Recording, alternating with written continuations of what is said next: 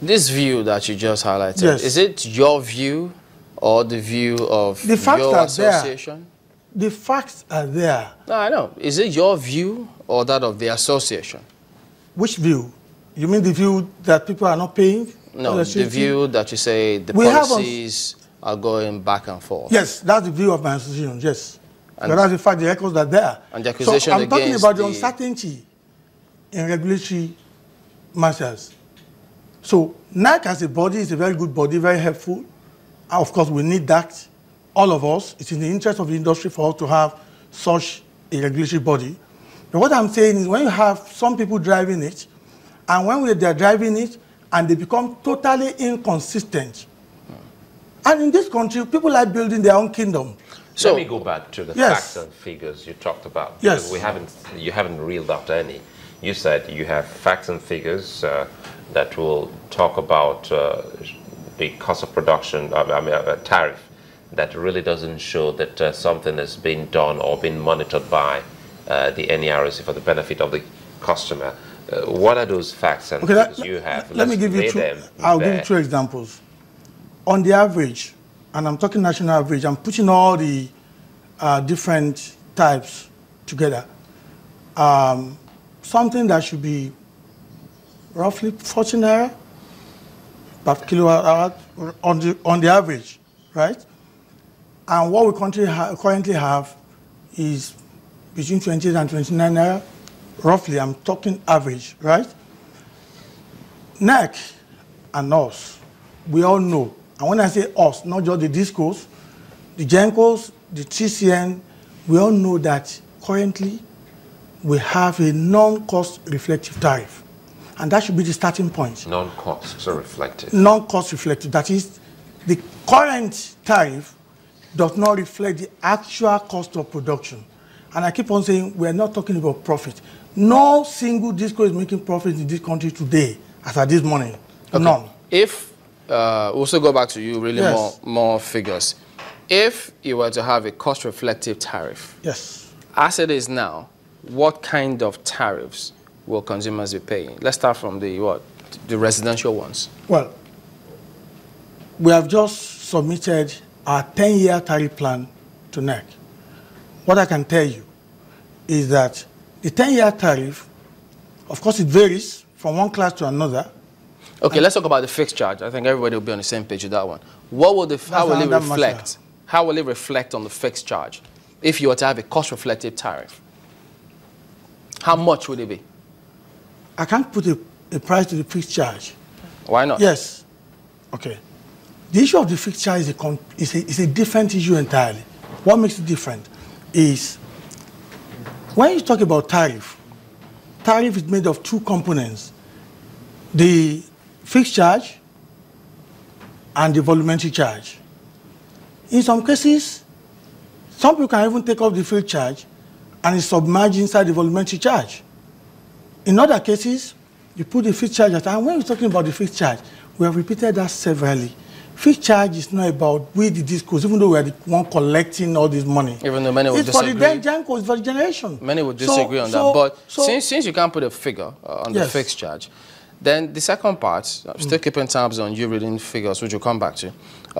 If the regulatory body says, look, manufacturers are complaining that, look, we may be forced to close shop if they insist on us paying those, they describe as astronomical tariffs. You are saying, no, you disagree with the regulatory bodies for you to reduce those tariffs so that those businesses can survive. Is that the point you're making? Because if you insist on increasing the tariff, those companies are saying, look, we will fold up. Both the manufacturers and us, we're on the same page. How? We're also manufacturers in a way. So, for a manufacturer, he has to be able to have a price or a business from which he can recover his costs, right? For us, it is the same thing that applies. We have to pay for the electricity that we distribute. Those that we pay, the generation company, the transmission companies, for the generation company, they have to pay for the gas supply. And all the investment that we make in this industry, most of them are done in foreign currency, particularly dollar. Because we don't manufacture most of these things here. So So all these things, when we say we want a cost-reflective tariff, we are not talking about raising the tariff in an astronomical way. Have you ever talked about bringing the tariffs down? Well, in the 10-year tariff that we have. Have you? Yes. When? In the 10-year tariff that we have, from the third year, the tariff will start going down and the fact that they go to their site. It's not even the next site themselves. The publisher. So tell us, give us an idea of how much it is then. I mean, you have the different classes. You see, the first 3 years, how much are you looking at? If you say that from the third year it will come down, what are you looking at across the different classes? See, no two discos are exactly the same. And that's why I'm not giving you the exact price. But you're speaking for the discos in one breath. Yeah, I can't. That means I have to reel out like 217 prices for you. Are we going to get any figures today? Because as it stands right now, there is a general figure which we all pay. We all know that I think it's around 7.50 kobo or thereabouts per kilowatt hour. Well, how much? That's the average. So the average Nigerian. But what you're saying is, are you looking at 12 naira for that class of people, or are you looking at 13 naira, 15 naira? How much are you looking at? Like I told you. Give us a range. Like I told you, we have submitted our tariff to NEC. And the issue where we are now, the stage that we are now, is the stage whereby NEC need to get back to us. How much are you proposing to NEC? They are different. That's what I'm saying. That's what I'm saying. There must be a range. So, for the class of people who are currently paying 7.50 kobo, what is the range that you're looking at across all the discos? What's the range? Well, I would not expect them to be paying less than 12 naira.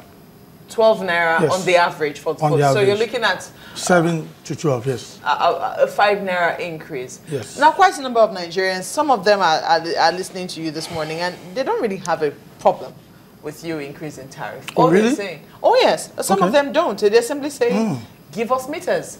If you're going to charge 12 naira, thereabout, from 7 naira 50 kobo that we're currently paying, then we should have prepaid meters so that when you do not supply, we do not have to worry about estimated billing or paying things that we have not consumed. That is why we're talking about this issue of the cost-reflective tariff. If I have my tariff today, the banks will be willing to lend me money to be able to procure more and more meters. So you're saying even as I speak, you're saying they must go up. No, we're already meters? rolling out the meters. Ikeja, this as I speak to you, is rolling out nothing less than 10,000 meters every month as I speak.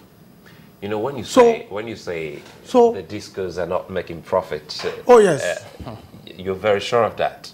100% sure. You want to also give us facts and figures, because we understand if you haven't been able to give almost everyone the prepaid meters. Yes. And some of them are showing some form of reluctance in giving the customers the prepaid meter. It then means that there is some kind of shady dealing. No. I think I need to correct that.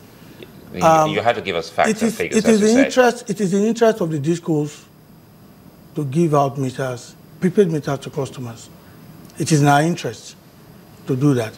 The issue of metering, which is normally preceded by customer enumeration, is a very, very expensive and very capital-intensive thing.